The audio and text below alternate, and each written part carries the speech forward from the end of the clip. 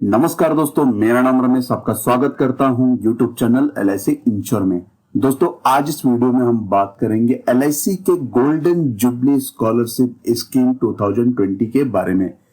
दोस्तों, golden jubilee scholarship scheme उन वर्ग के लोगों के लिए चालू की गई है जिसके फैमिली मेंबर्स मतलब माता पिता की सालाना इनकम 2 लाख रुपए से कम है।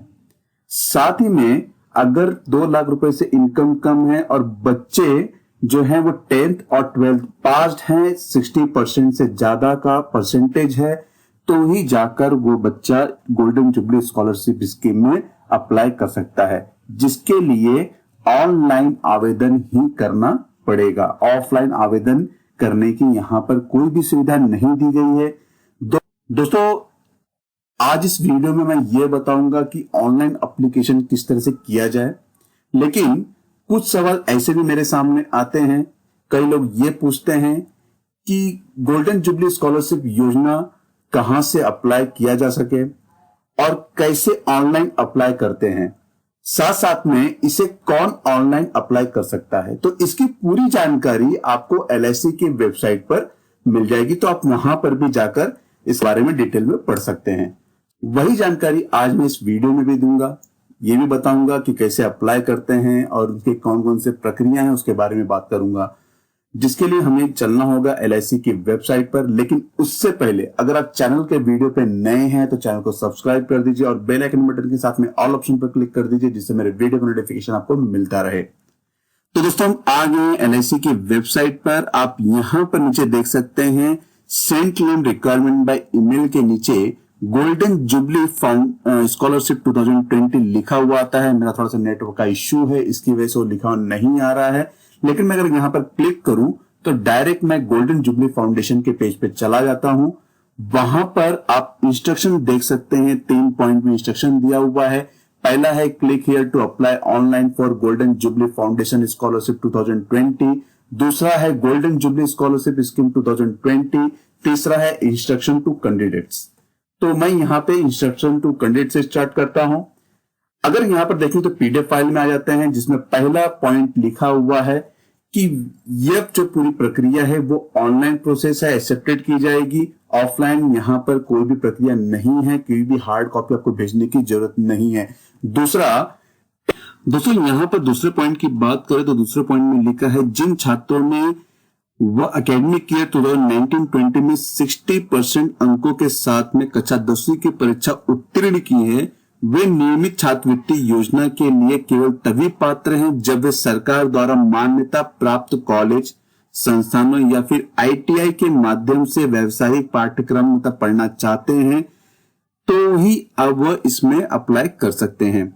साथ ही में सेम डिक्लेरेशन यहां पर 12th के लिए भी दिया गया है, लेकिन 12th में यहां पर LIC ने कहा है कि 2019-20 में अगर कोई बच्चा 60% से ज्यादा का लाता है तो यहां पर भी उसे मेडिसिन फील्ड में जा सकता है, इंजीनियरिंग के लिए अप्लाई कर सकता है, ग्रेजुएशन कर सकता है किसी भी फील्ड में, या तो फिर कोई कोर्स करना चाहता है तो कोर्स कर सकता है, डिप्लोमा कोर्स करना चाहता है तो कर सकता है।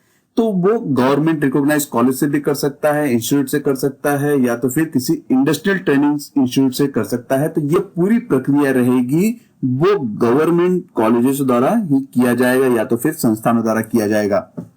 दोस्तों, अगर यहाँ चौथे पॉइंट की बात करें तो चौथे पॉइंट में अगर कोई स्पेशल गर्ल्स है जो स्कॉलरशिप स्कीम में इंटरेस्ट रखती है और उसने 10th में 60% मार्क्स लाया है, तो यहां पर वो 10th और 12th में मतलब 11th और 12th में इंटरेस्टेड है आगे पढ़ाई करने में, तो वो इसके लिए अप्लाई कर सकती है। जैसे अगर कोई बच्चा CBSE बोर्ड से पास हुआ है जहां पर ग्रेडिंग सिस्टम रहता है, तो ग्रेडिंग सिस्टम के अनुसार ही यहां पर भी वो अप्लाई कर सकता है। साथ ही साथ जब भी आप इसमें अप्लाई करते हैं, आप बैंक का डिटेल डालते हैं, तो बैंक का जो अकाउंट नंबर होता है वो एक्यूरेट होना चाहिए। जैसे 0 तो आपको वहां पे मेंशन करना होगा अल्फाबेट लेटर में 0। साथ ही में आप जब भी कोई भी अकाउंट नंबर डाले वो अकाउंट एक्टिव रहना चाहिए, मतलब वो अकाउंट चालू रहना चाहिए, तो ही जाकर उसके अकाउंट में पैसा आएगा। एक बार एप्लीकेशन सबमिट करने के बाद कैंडिडेट जो भी रहेगा उसको एक्नॉलेजमेंट रिसिप्ट आएगा उसके मेल आईडी पर। कैंडिडेट के पास मोबाइल नंबर होना कंपलसरी है। साथ ही साथ में जो भी डिटेल्स रहेगा, जो भी क्वेश्चंस रहेंगे, क्यूरी रहेगी इस स्कीम के लिए, तो वो ईमेल द्वारा ही पूछी जाएगी। दोस्तों यहाँ पर 10 पॉइंट आप देखेंगे, जैसे कोई बच्चा एप्लीकेशन कर रहा है ऑनलाइन और उसे सबमिट करने के बाद इश्यू आ रहा है, जैसे कि we are unable to process, तो वो किसी भी नजदीकी एलआईसी ऑफिस में जाकर इसके बारे में बातें कर सकता है और अपने प्रॉब्लम्स को सॉल्व करवा सकता है। दोस्तों जो भी आप इंफॉर्मेशन भर रहे हैं वो करेक्टली भरे, उसको एक बार नहीं 2 बार चेक करें, तो ही जाकर उसे सबमिट करें। तो दोस्तों ये तो था इंस्ट्रक्शन। अब हम देखेंगे दूसरे फॉर्म्स के बारे में, गोल्डन जुबली स्कॉलरशिप स्कीम के बारे में।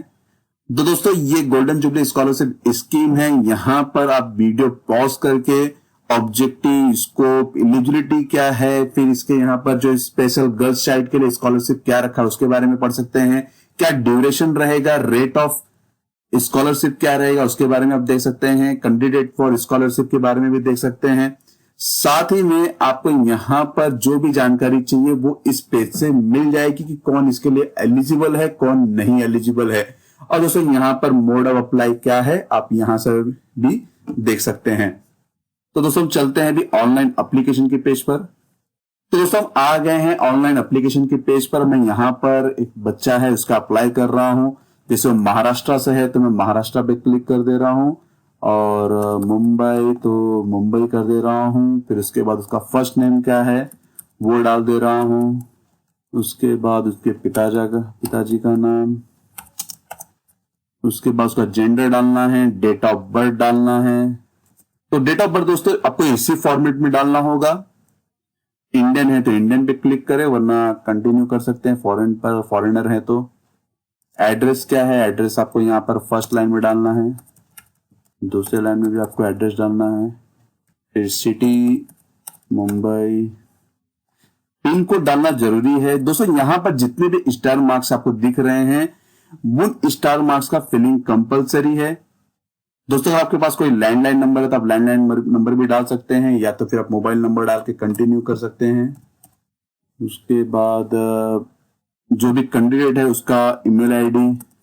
दोस्तों किस कैटेगरी में आते हैं, general, OBC, SC, ST, physically handicapped या तो अदर, जो भी जिस कैटेगरी में आते हैं आपको यहाँ पे कैटेगरी सिलेक्ट करना हो। जैसे मैं जनरल कैटेगरी में आता हूँ तो जनरल कैटेगरी सिलेक्ट कर रहा हूँ।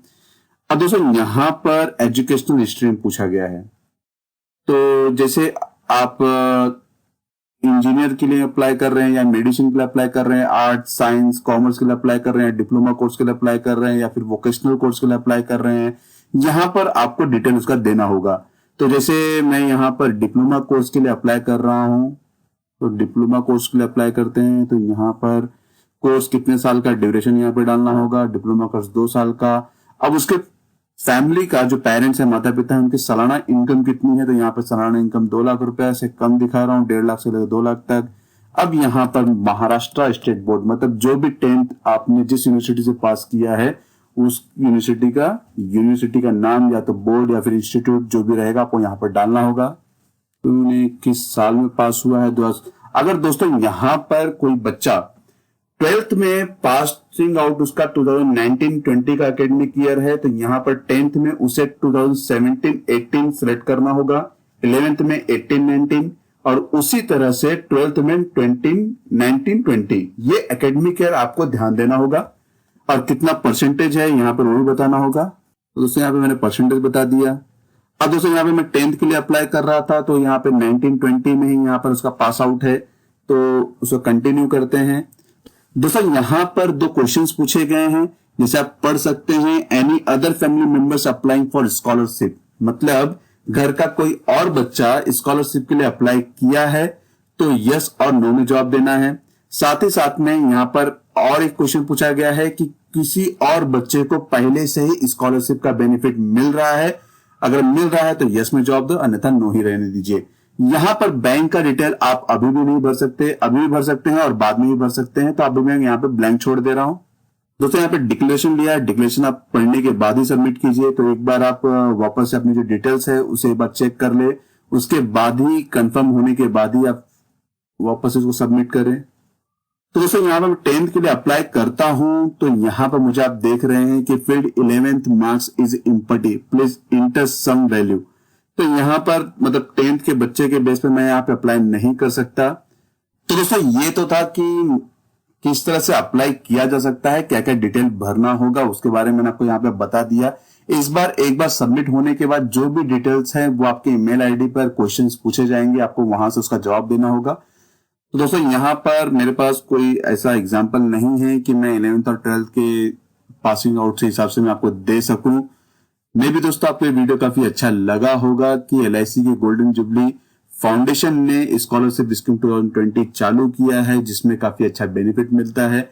तो अगर आप एलिजिबल हैं इसके लिए तो आप जरूर अप्लाई करें। धन्यवाद दोस्तों, आपको ये वीडियो कैसा लगा जरूर बताइएगा। वीडियो को लाइक करना ना भूले, जिससे मुझे काफी प्रोत्साहन मिलता है कि मैं और भी जानकारी आपके साथ में साझा करूं। दोस्तों अगर आपको कोई भी इन्फॉर्मेशन चाहिए तो आप मेरे वेबसाइट www.licinsure.in पे विजिट कर सकते हैं। साथ में अपनी सवाल मुझे licinsure1@gmail.com पर भी पूछ सकते हैं। अगर आपको कोई क्वेरी है तो कमेंट बॉक्स में कमेंट भी कर सकते हैं। चैनल को सब्सक्राइब कर दीजिए और बेल आइकन बटन के साथ में ऑल ऑप्शन पर क्लिक कर दीजिए, जिससे मेरे वीडियो का नोटिफिकेशन आपको मिलता रहे। धन्यवाद दोस्तों।